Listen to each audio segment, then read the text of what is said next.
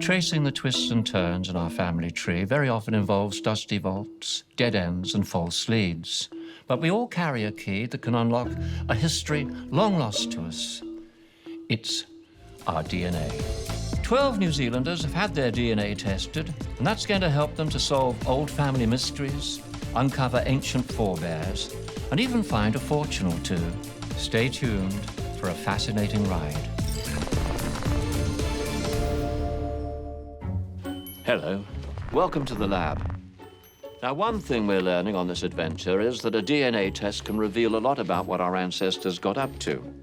Old family stories can lead everyone up the garden path, but a simple spit test can tell us where the truth really lies. We're following two people who've submitted to DNA testing in a bid to discover what runs in their blood.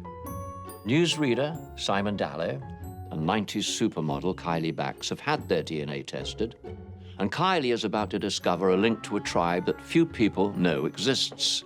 I think this promises to be quite an adventure.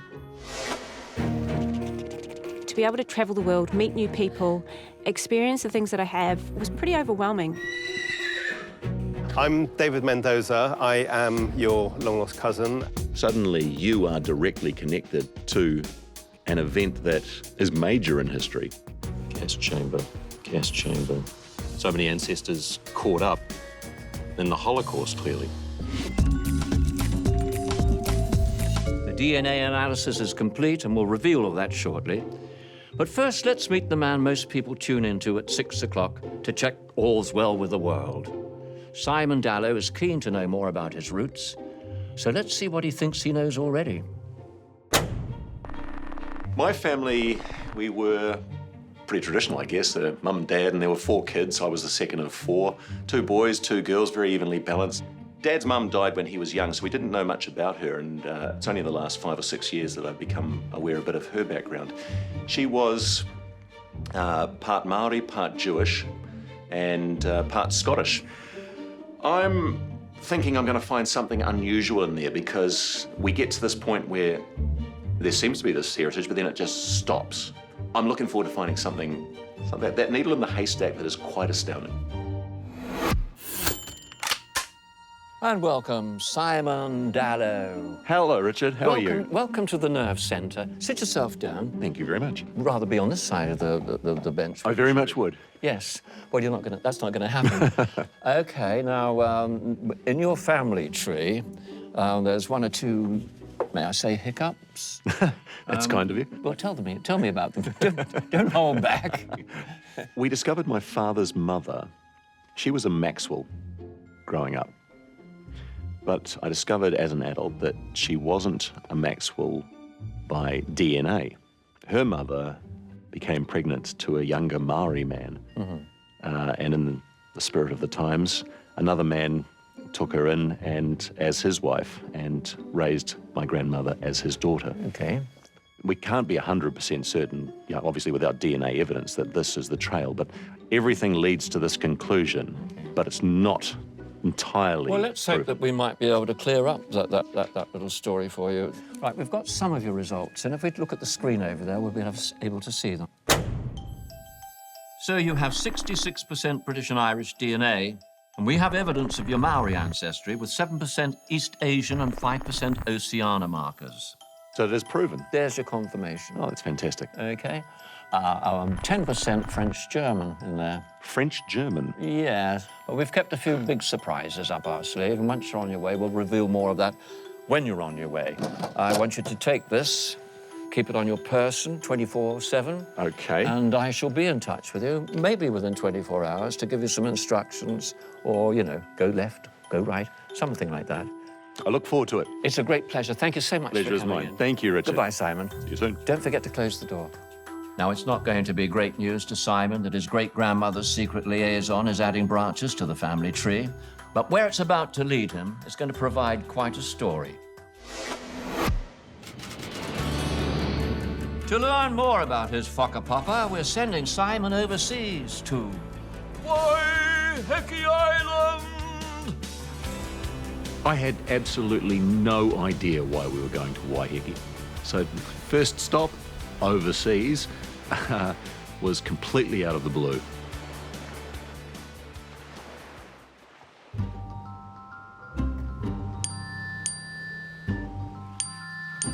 Richard.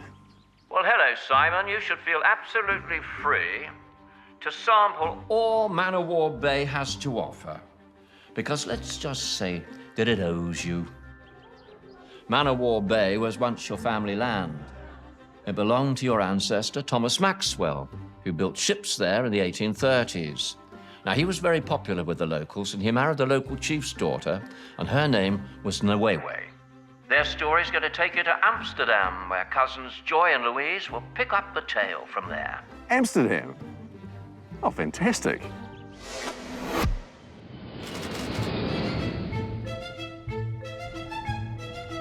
It's been one of my favourite cities for such a long time, so I was initially just very excited to be going to Amsterdam. But then there was confusion because I really had no idea what my connection to Amsterdam or to the Netherlands would be. Kia ora. Simon! Hello, you must be Louise and Joy. How are you? Hi, how's things? My first thoughts when I saw Joy and Louise was I expected them to be fully Dutch. Instead, I get met with this kia ora from these two ladies from Tauranga originally. So I've just come all the way across the world from Man o' War Bay in Waiheke, where I'm told that Thomas Maxwell married Nwewe, and eventually you ended up with you in Amsterdam. How does this all work? Tell me more. Have you ever seen Noinoi? No.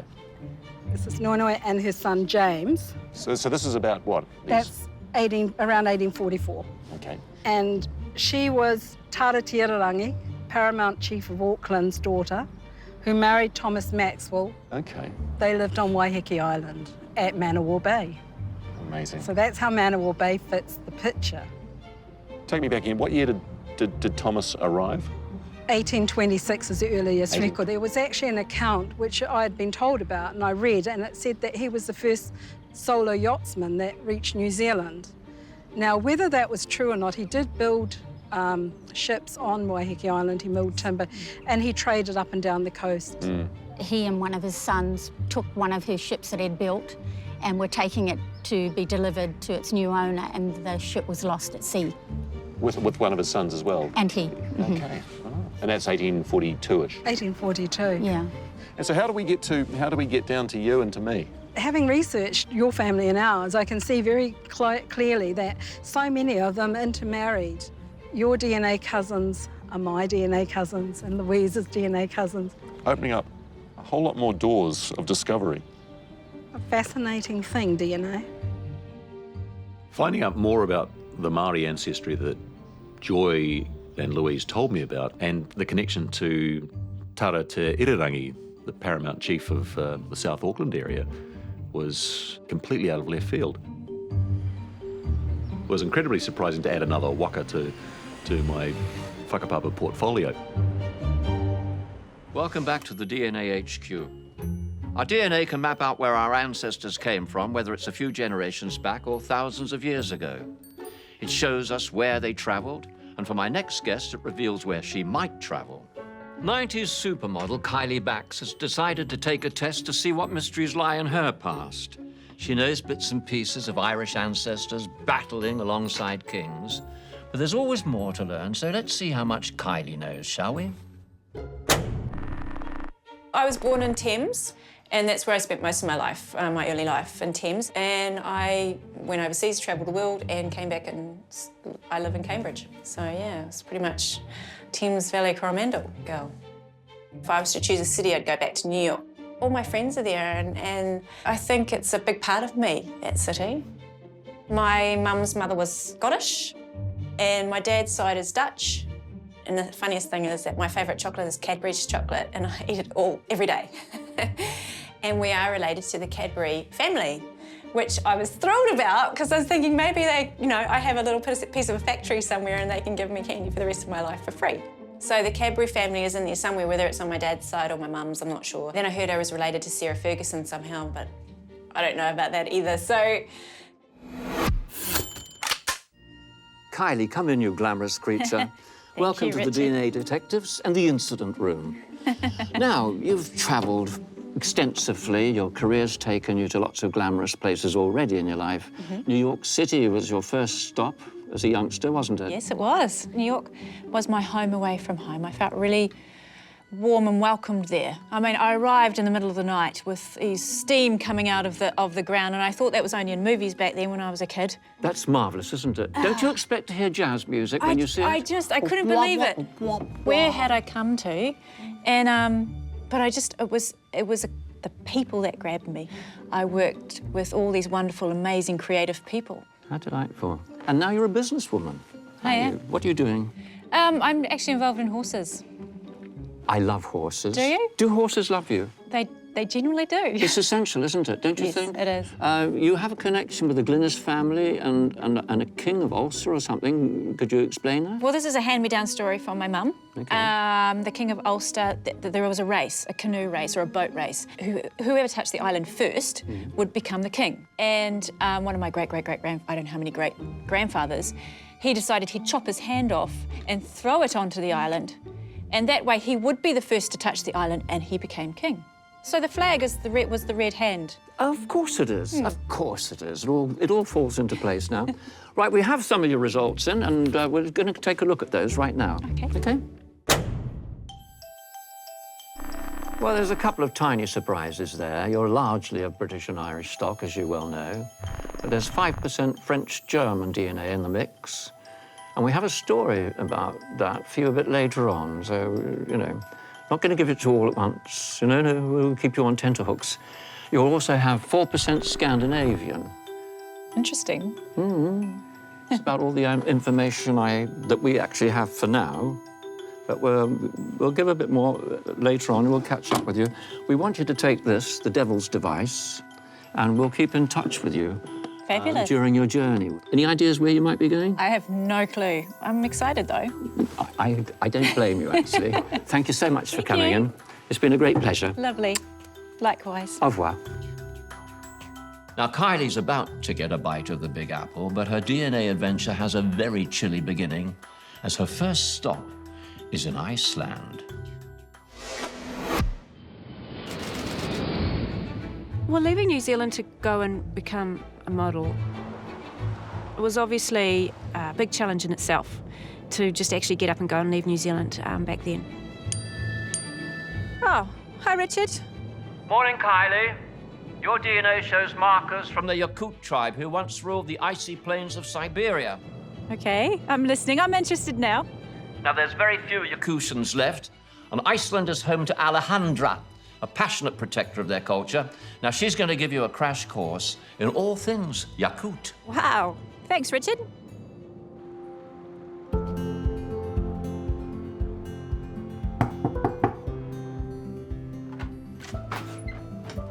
Hello. Hello. I'm Kylie. Welcome. Welcome. Thank you. It's here, my house. Wow, it's beautiful. Thank you. I love these pictures. Yakutian. Very nice. Yakutia. This all Oh, really? from Yakutia. Really? That's amazing. So Alejandra is originally from Yakutia in the Siberian plains.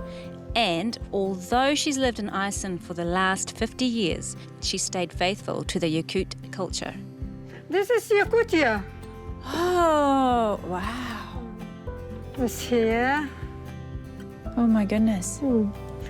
This is over 100 years old. Wow, that's amazing. The first thing that went through my mind when I met Alejandra was the fact that I was so lucky actually to be meeting this woman. This is my bedroom. Oh, my goodness. Oh, this is my you. Picture. This is my You sing? singing. Really? Yeah. She's obviously quite a unique person. She's so talented and creative and artistic. All my work, applicatia. Wow. That's lovely. This is cover, yeah. A cover, yes. Speaking, I cannot speak English. You can show me, though. I miss you. And she had so many things to tell me and show me, and she was proud of each and every one. And the summer, the mosquito, you go see a mosquito. For the mosquitoes? You try. Yeah, Oh, I love it. I love it. It was amazing looking at all of Alejandra's art and artifacts. This is my favourite page. Yeah. I like this page. It's full of colour. That's amazing. You like it? Yeah, I like it. Oh, And you? this is I. Then she took me somewhere so special. She took me to her spiritual retreat, a traditional Yakut house. It's so beautiful. Yeah. Very beautiful. This is a beautiful house. Wow, that is amazing. Look at that wood. Uh-huh. Yeah. It's very old. To think, my ancestors would have once lived in a house just like this. Awesome. From Yakut. This is Jew's harp.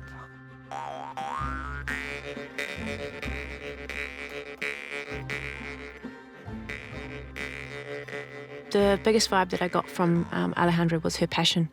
She was able to achieve so many things in her lifetime and still is achieving so many great things. So it was really lovely just to be in somebody's home and be in somebody who is quite a unique person and had quite a unique life.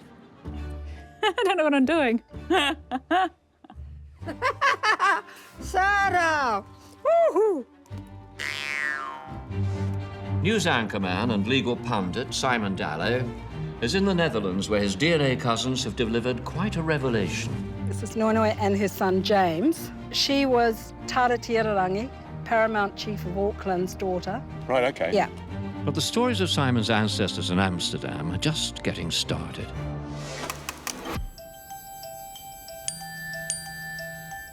Richard, greetings from Amsterdam.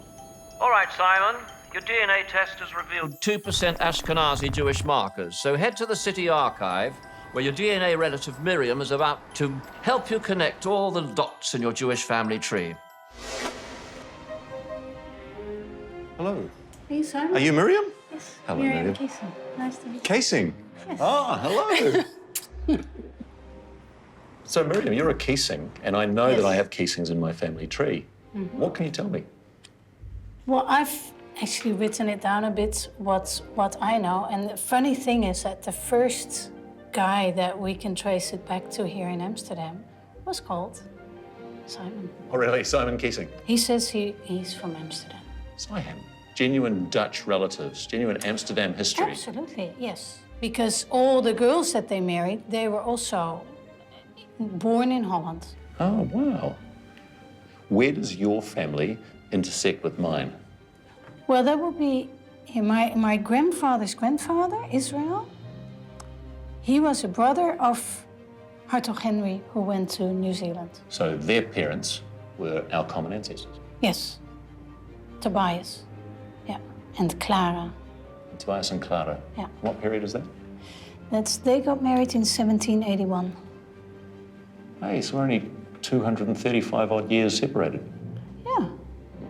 It's not that much. In New Zealand, we say, hey, cuz. I don't know that expression. It's been one of my favourite cities for such a long time, so I was initially just very excited to be going to Amsterdam. Then you start wondering about the footsteps you've trod through this city, and you go, well, my ancestors must have walked through these places. I did feel a connection to having been here in the past, and I guess finding out that you've got family makes you wonder whether your love of the place is somehow in your genes, somehow reflecting the fact that ancestors lived here.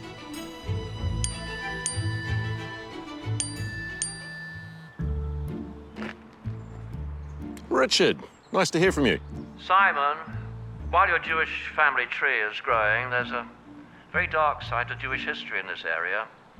There was a Nazi transit camp nearby that your relatives would have passed through, so I want you now to head for Amersfoort, where Hermine has some more information for you. You know that Amsterdam experienced the Nazi invasion and that Jews were deported from here, but it's quite another thing to think that family members were caught up in it.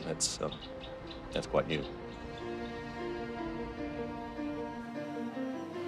Hello, you must be Hermine. Yeah, nice meeting you. Nice meeting you too. I hear you've got some things you can show me. Yes. This camp was not a nice camp, but I don't think there's any camp in Germany what was nice. All of them were, in their own way, awful. This was a transit camp, mainly. Yeah, this was a transit camp. I'm taking it there's a train line somewhere nearby? Yeah, that's why it was such an ideal situation. So they were labour camps rather than extermination camps. Some would have been sent to extermination. No, these were no extermination. I mean, it was, in German you would say, Vernichtung durch Arbeit, extermination by labour. The statue. Tell me about the statue. It's man waiting for his execution. It's being done by a sculptor named Zieke, who had been a prisoner himself. His one fist, he's angry, the other fist more or less open. I can't help it. He's not looking at his executioners, but he's looking up to heaven, looking up into the sky for the last time. His body shows how skeleton-like it is. And I never knew, but it seems that if you've been really hungry for a long time, your face somehow changes, and then your ears and nose are really sticking out. These are the documents, the details of Jews who perished during the Holocaust. There's so many of them. Kiesing, Jacob Kiesing. Approximate age of death, 51, about my age. Simon Kessner.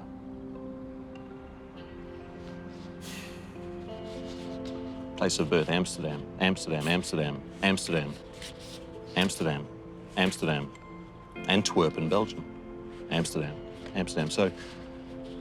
So many ancestors from this part of the world that I had no idea about. So many ancestors caught up in the Holocaust, clearly. Gas chamber, gas chamber, gas chamber at Sober Wall. Gas chamber. It's just horrific.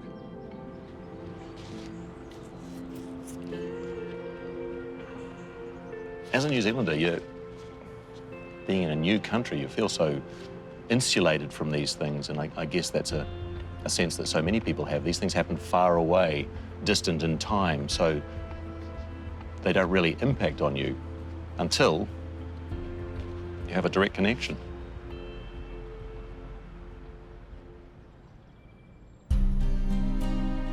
Kiesings came to New Zealand in the 19th century, but I'd never really put it together that, of course, they had descendants who would have been here in Europe, who would have been persecuted and died, and now the horror of that and the connection to my own life is just very, very difficult to process.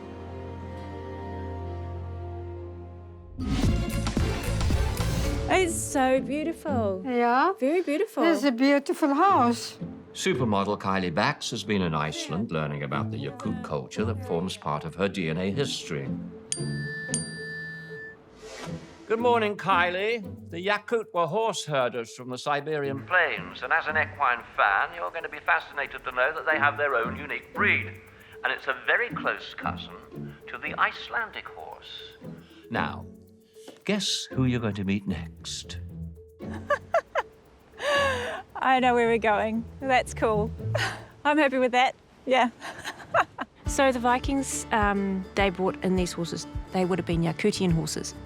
So it's great to see what a Yakutian horse actually looks like. What's your name? What's your name? The love of horses, well, that started with my dad, actually. It's pretty funny because I wasn't riding horses, I was learning about the pedigrees and the bloodlines rather than riding them. Mum and Dad used to call me the horse whisperer because I used to go out when the foals were just been born and befriend them. If it was the wildest horse in the paddock, I was the only one that was able to touch it. So I've always had an affinity to horses, and I always feel like I can sort of speak to a horse in a sense. Aren't she beautiful? Aren't she beautiful? Eh? This is Stella, so I'm riding Stella. So I've only been on a horse 5 times, but okay. I'm interested to learn how to ride one of these horses. I've never done that before. Okay, ready? Yeah, good. Good girl. Good girl, Stella. I can't believe that way back in my DNA, my people were actually horse people. So I think there's something to say about that. I mean, obviously it is in the DNA. And this was meant to be that I'm actually a horsewoman, and there you go. my history comes from horses. Thank you, Stella. Thank you. It's a good girl. Yes. Wow, that's amazing. Ah! Media man Simon Dallow has learned more about his Maori ancestry while in the Netherlands. He's also uncovered Jewish roots and family affected by the Holocaust.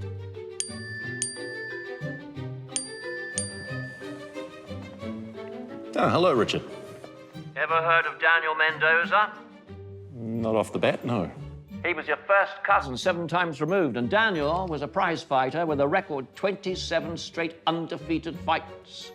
He became the first Jewish man to meet British royalty when he was presented to King George III. Dan was the man who wrote The Art of Boxing and invented the sport as we know it today. Daniel Mendoza. And who revolutionised boxing. And so make your way to London to meet your cousin Judy, who has some Mendoza family tales to share with you. London, here we come.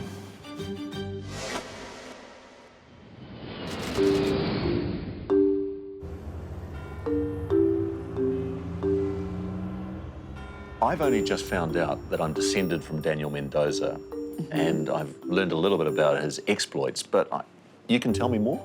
Daniel Mendoza was the big man Big boxer, name. the big name. And he was known as the Light of Israel. That was his nickname in London, the Light of Israel, as a boxer. And Daniel sort of introduced the science of boxing. I think it was sort of being able to avoid the punches as much as give the punches. Yeah, they just stood there trading blows originally, but Daniel Mendoza started ducking and weaving and used ringcraft, and it became a science at that point. That's right, yes, yeah. Discovering Daniel Mendoza was the single biggest surprise of everything. I got hooked on boxing with the Ali Frazier fights. Still remember being about 7 years old, debating with my mates who was the better boxer, and I've kind of followed it ever since then.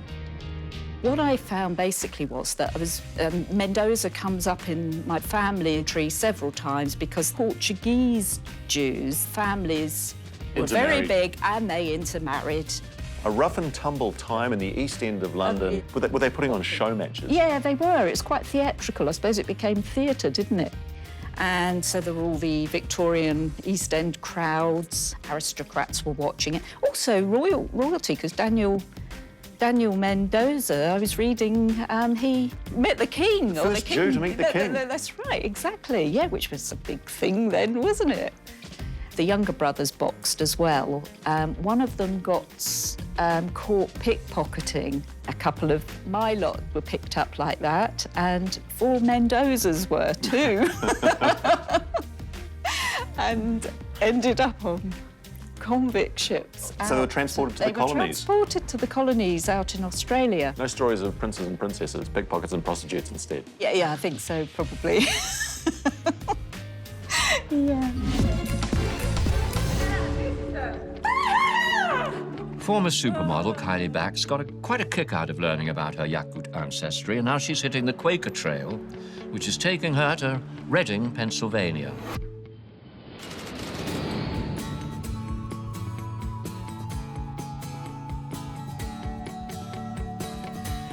I had no clue about why I was heading to America. I had no clue at all. I just would never have assumed that I'd have anything to do with America at all.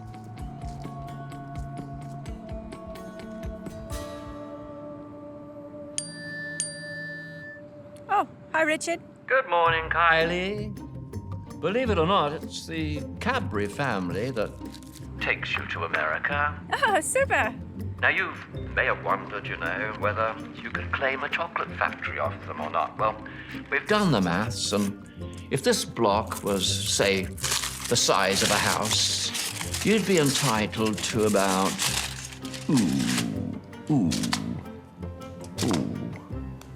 that much. Chocolatey. Geraldine was your 5th cousin on your father's side, and she married one Barrow Cadbury. Now, the Cadburys were devout Quakers. Richard Bax, your 11th great-grandfather, he helped to found the religion in England. And in the late 1600s, some young Quaker upstarts headed for America. They founded Pennsylvania as a center for Quaker culture. Now, your DNA cousin Rachel's waiting to tell you what she knows of their lives. Hi, Kylie. Rachel. Hi, Rachel. Nice to meet you. Nice to meet you too. Oh my gosh, you have something similar of my grandmother. The face, very similar. It's so funny.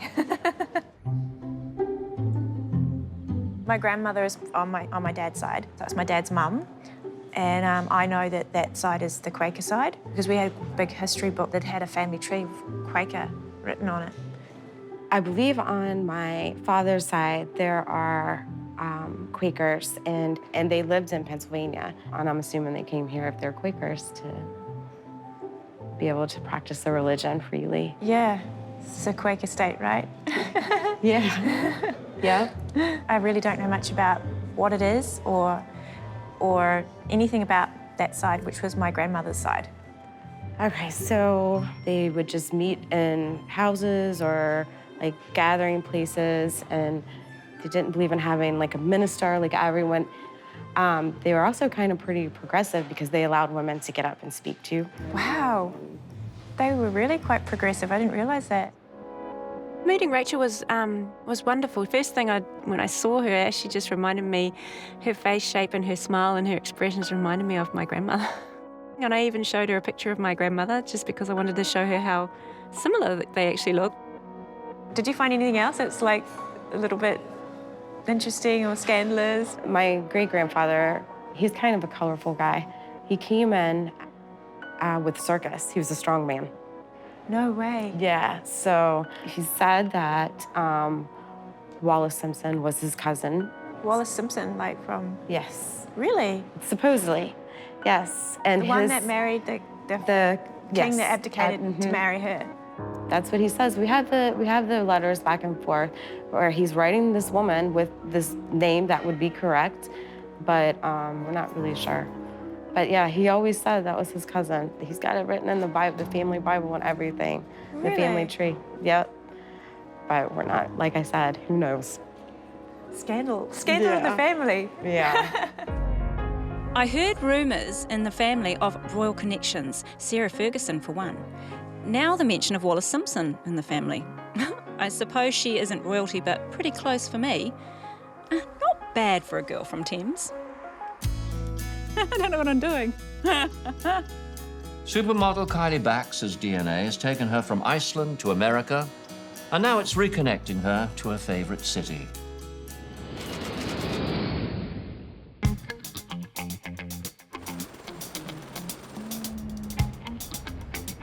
I love New York.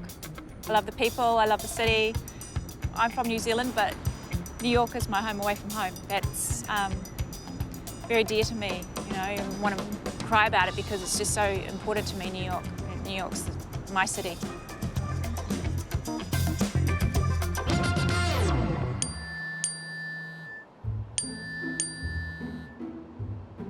Oh, hi, Richard. Hello, Kylie. Welcome to the Big Apple. Are you ready for a juicy story? Your French-German DNA comes from your fourth great-grandmother, Sarah Sage. Now, the Sages were French, but they spread out across the globe. Now, across the road from you is the Russell Sage Foundation. Russell Sage was a ratbag who was a distant cousin on your mother's side. Russell Sage enjoyed women, lots of them, so when he popped his clogs, his wife, Olivia, took her revenge by using his vast fortune to further causes that Russell really didn't like very much, such as higher education for women. And so, thanks to her, not to him, the Russell Sage Foundation is still going strong 100 years on. Oh my goodness, that's amazing. What an incredible woman. I would have loved to have met Olivia Sage. She sounds like an amazing woman.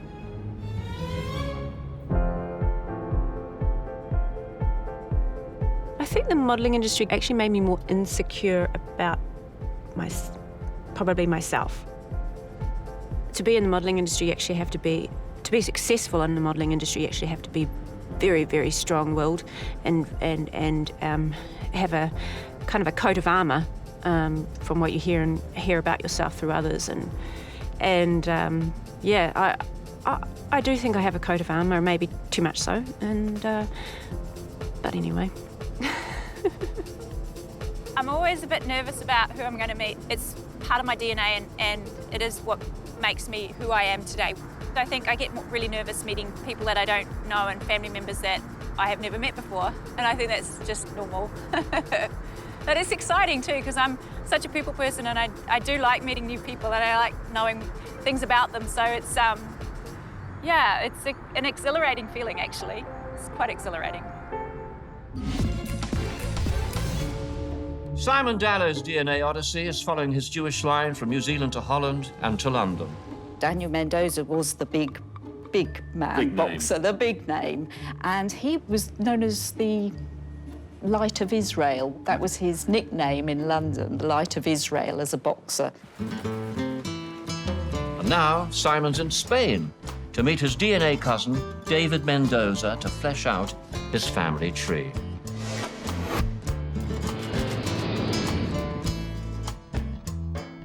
I'm in Seville, and I'm walking down these streets towards the Church of Santa Ana, where I'm going to meet David Mendoza, descendant of Daniel Mendoza. And apparently he's holding a candle, and this has some significance. Yet again, I have no idea what I'm doing, really where I'm going, but it's all part of the adventure. Hello, you must be David. I'm Simon. How are you? Hi, Simon. I'm David Mendoza. I am your long-lost cousin. Meeting David was fascinating. He had so much information to share, but it was the very first thing he told me that got me most. Our mutual ancestor, also called David Mendoza, appeared in front of the Spanish Inquisition in this church. Spanish Inquisition? Hang on. The Spanish Inquisition.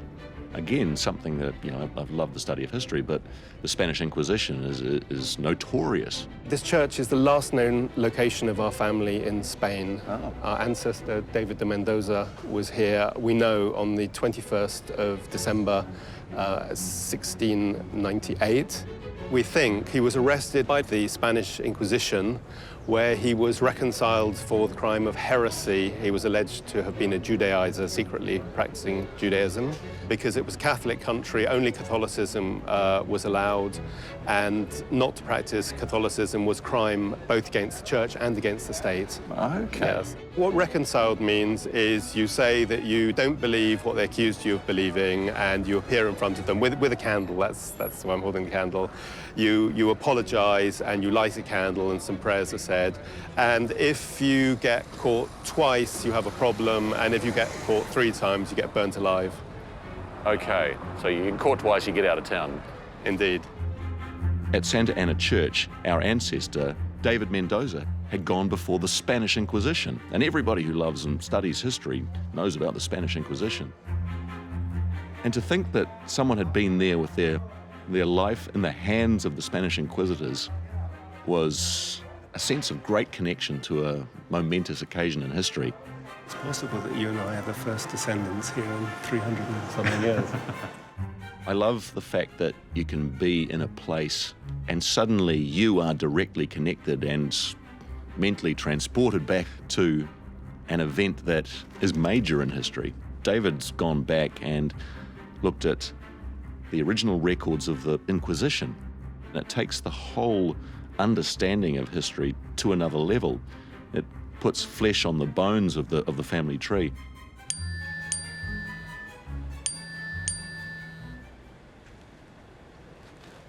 Richard, good morning. Morning, Simon. David's uncovered documents showing that the Mendozas were Sephardic Jews. Now, your DNA results show Southern European markers, and that supports this. Now, we want you to head for the Portuguese border for one final revelation. Fascinating. Portugal. Almost Portugal.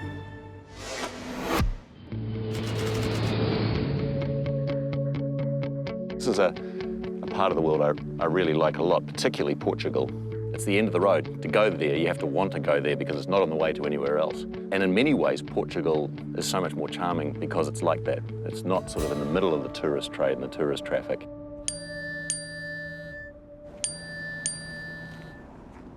Richard, hello from Portugal.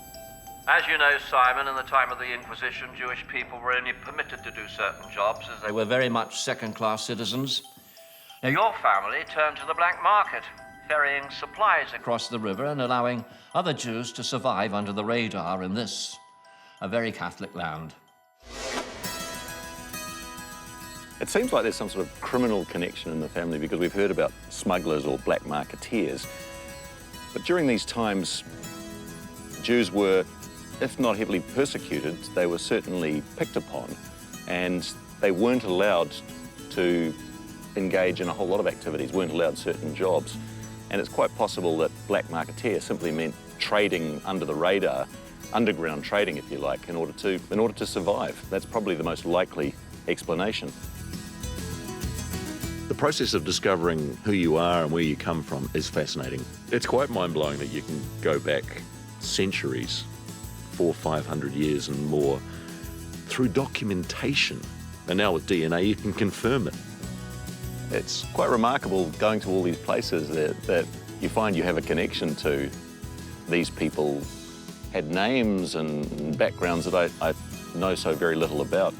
More a sense of wonder at the connection of having passed through here previously.